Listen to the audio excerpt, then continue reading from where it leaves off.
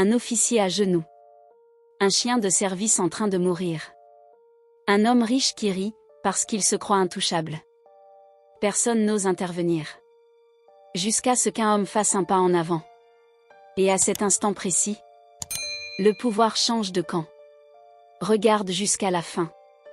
Tu n'oublieras jamais cette scène.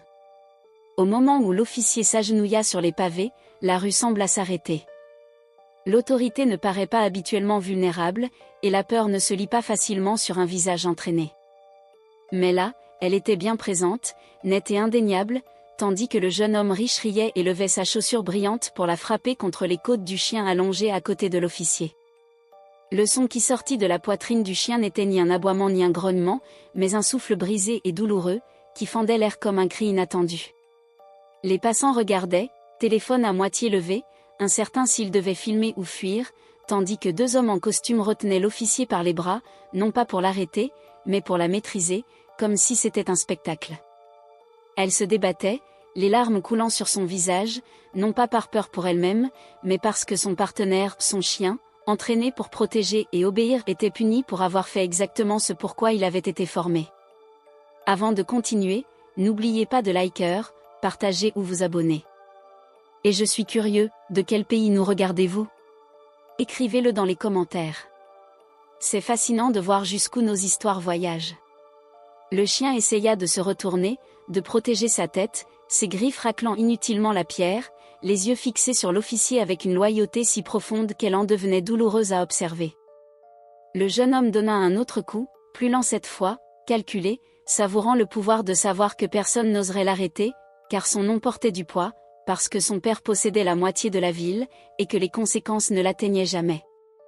L'officier cria à l'aide, la voix brisée, implorant qu'on arrête, rappelant que le chien était un animal de service, un partenaire assermenté. « S'il vous plaît, arrêtez. C'est un chien de service, c'est mon partenaire. » Mais ces paroles furent couvertes par les rires. Un des hommes en costume se pencha et murmura quelque chose de cruel à son oreille, évoquant le maire et la manière dont les plaintes disparaissent. Puis un bruit changea l'atmosphère.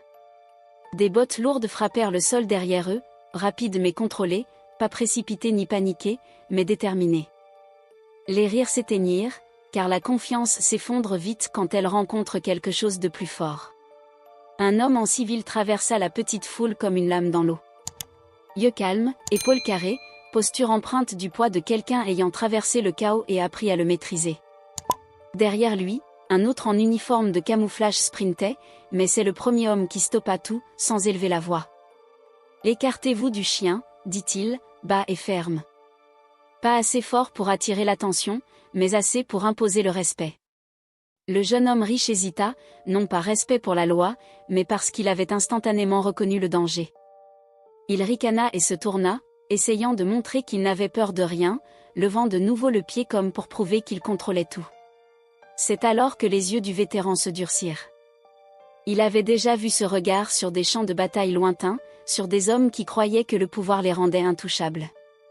Le Nevis, il n'agissait pas pour le spectacle. Il n'éleva pas la voix. Il ne menaça pas. Il s'interposa simplement entre le pied levé et le chien blessé. Et l'espace autour d'eux changea, comme lorsqu'un moment décisif va se produire.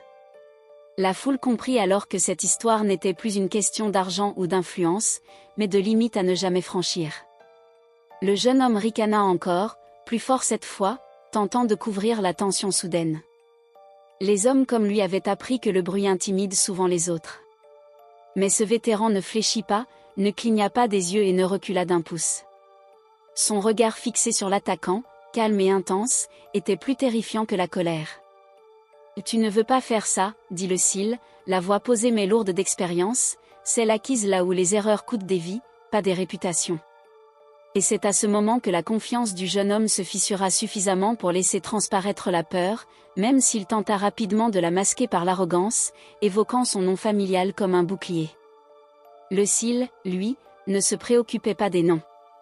Tout s'est joué en un instant. Avant que le prochain coup ne puisse atteindre sa cible, il attrapa la cheville de l'homme en plein mouvement et la tourna.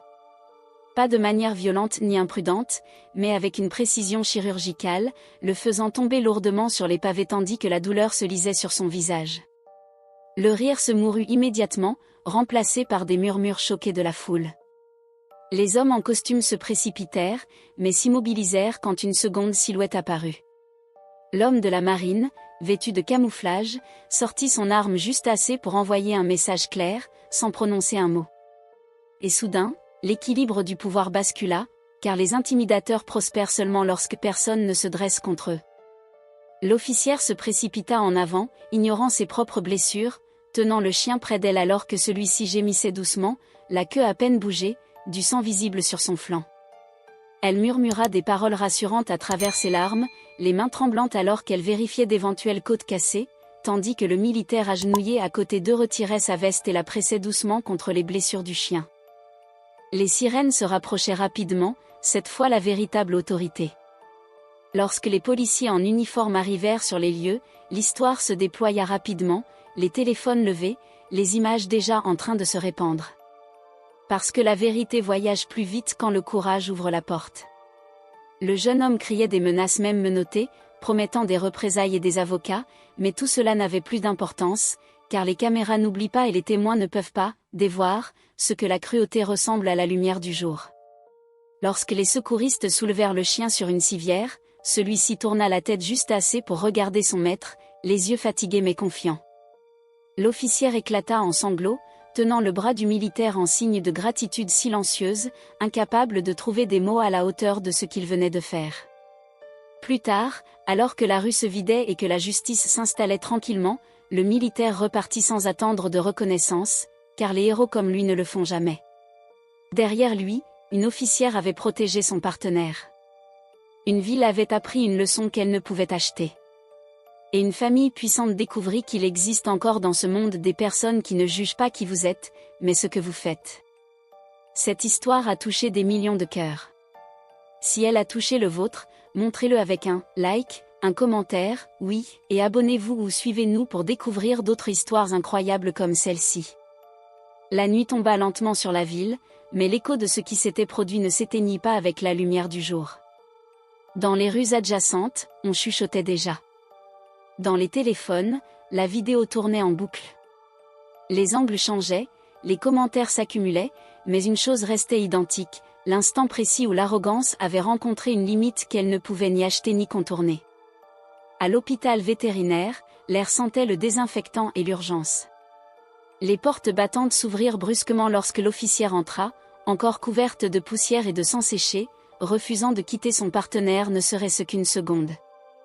Les médecins tentèrent de la calmer, de lui expliquer la procédure, mais elle ne lâcha pas la civière. Sa main reposait toujours sur le flanc du chien, suivant chaque respiration irrégulière, comme si sa présence seule pouvait l'empêcher de sombrer. Le vétéran resta en retrait.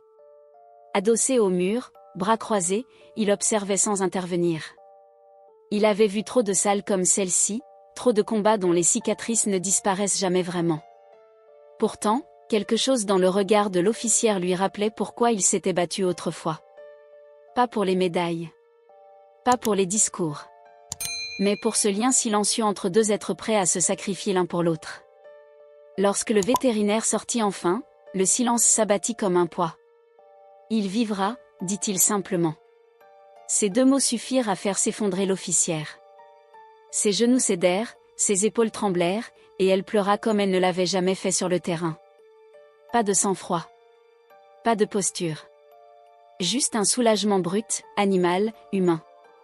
Mais dehors, une autre tempête prenait forme. Le nom du jeune homme riche avait déjà envahi les écrans. Les gens découvraient ce qu'il murmurait depuis des années sans jamais oser l'affronter. Les anciennes plaintes refaisaient surface.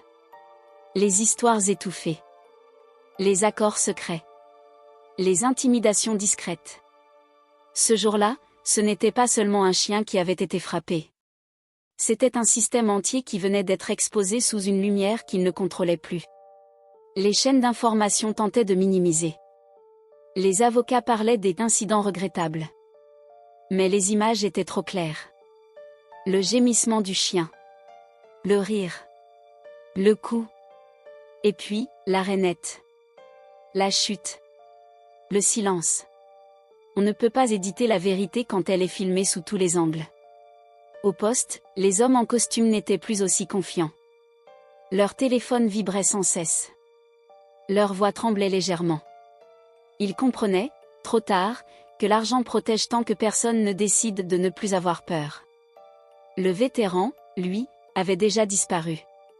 Comme s'il n'avait jamais été là. Pas de déclaration. Pas d'interview. Seulement une signature discrète sur un rapport, et une phrase simple. J'ai agi pour empêcher un préjudice grave et immédiat. Les jours suivants, la ville changea subtilement. Pas de révolution spectaculaire. Mais des regards différents. Des dos un peu plus droits. Des gens qui osaient enfin dire. Moi aussi, j'ai vu. Moi aussi, j'ai subi. Le courage est contagieux lorsqu'il est montré sans arrogance. L'officière reprit le service quelques semaines plus tard. Son chien boitait encore légèrement, une cicatrice marquant son flanc, une ligne imparfaite, mais fière. Lorsqu'ils sortirent du véhicule pour leur première patrouille, certains passants applaudirent. D'autres baissèrent la tête, honteux de leur silence passé. Elle s'agenouilla devant son partenaire, posa son front contre le sien et murmura. On est toujours là. Ensemble. Et dans un bureau trop grand, trop luxueux, un homme autrefois intouchable comprenait enfin que certaines actions laissent des traces que ni l'argent ni le pouvoir ne peuvent effacer. Car ce jour-là, la ville avait appris quelque chose de fondamental. La vraie autorité ne crie pas. La vraie force ne frappe pas les plus faibles. Et la loyauté, celle d'un chien, d'un officier, ou d'un homme qui se lève quand tout le monde détourne le regard, est la seule richesse qui traverse le temps. Le procès ne fut pas immédiat. Les puissants savent gagner du temps, et le temps, pense-t-il, efface tout. Mais cette fois, le temps jouait contre eux. Chaque semaine qui passait ajoutait une nouvelle couche de vérité. Un ancien employé parlait. Puis un autre. Des documents ressortaient de tiroirs verrouillés depuis des années. Des vidéos anonymes arrivaient aux rédactions. Ce qui avait commencé comme un acte de cruauté isolé révélait maintenant un schéma, une habitude, une culture de l'impunité. Le jeune homme ne riait plus. Derrière les murs feutrés de sa résidence surveillée, il découvrait quelque chose de nouveau, le silence. Plus de rires complaisants. Plus de regards admiratifs. Seulement des avocats fatigués et des parents furieux, non pas de l'acte, mais du scandale. Pour la première fois de sa vie, son nom n'ouvrait plus les portes. Il les fermait. Dans le quartier de l'officière, les choses étaient différentes. Des enfants attendaient parfois son passage pour saluer le chien. Certains lui apportaient de l'eau. D'autres laissaient des dessins collés sur le pare-brise de la voiture de patrouille. Des pattes, des cœurs, des mots maladroits mais sincères. Parce que les enfants comprennent avant les adultes ce qu'est la loyauté. Le chien, lui, avait changé. Pas brisé. Pas affaibli. Mais plus attentif. Plus calme. Comme s'il avait traversé quelque chose qu'on ne peut expliquer qu'avec le silence. Lorsqu'il marchait aux côtés de sa partenaire, sa présence imposait un respect naturel. Pas par la peur. Par l'histoire qu'il portait. Un soir, alors que la patrouille touchait à sa fin, l'officière reçut un appel inattendu. Un numéro inconnu. Une voix posée, grave, familière. C'était le vétéran. Il ne demanda pas comment elle allait. Il n'en avait pas besoin. J'ai entendu que le chien est de retour sur le terrain. Elle sourit malgré elle. Oui. Et plus déterminée que jamais. Il y eut un silence. Puis il ajouta. Ce que vous avez fait ce jour-là, ne pas lâcher. Crier. Résister même à genoux. Beaucoup auraient baissé la tête. Elle regarda son partenaire, assis droit à côté d'elle. Je n'avais pas le choix. Le vétéran hocha la tête, même si elle ne pouvait pas le voir. Si. On a toujours le choix. Et c'est pour ça que ça compte. Le procès, finalement, eut lieu. Pas dans le tumulte attendu. Pas dans la violence. Mais dans une lente, implacable exposition des faits. Les vidéos furent projetées. Le souffle brisé du chien résonna dans la salle. Certains détournèrent le regard. D'autres pleurèrent. Le juge ne le fit pas. Quand le verdict tomba, Il n'y eut ni cri ni applaudissement. Seulement un soupir collectif. Une sentence ferme. Claire. Publique. Pour une fois, la loi avait regardé le pouvoir droit dans les yeux, et n'avait pas reculé. À la sortie, des journalistes se pressèrent autour de l'officière. Un mot? Elle hésita, puis s'agenouilla à côté de son chien. Ce n'est pas une histoire de vengeance. C'est une histoire de limite. Certaines choses ne se font pas. Peu importe qui vous êtes. Cette phrase fit le tour du pays. Des lois furent renforcées. Des formations ajoutées. Les animaux de service reçurent une reconnaissance officielle accrue. Pas par pitié. Par respect. Et quelque part, loin des caméras, le vétéran reprit sa route. Un sac sur l'épaule. Une vie discrète. Mais chaque fois qu'il passait devant un chien en uniforme, il ralentissait le pas. Un simple regard. Un léger hochement de tête. Entre ceux qui comprennent.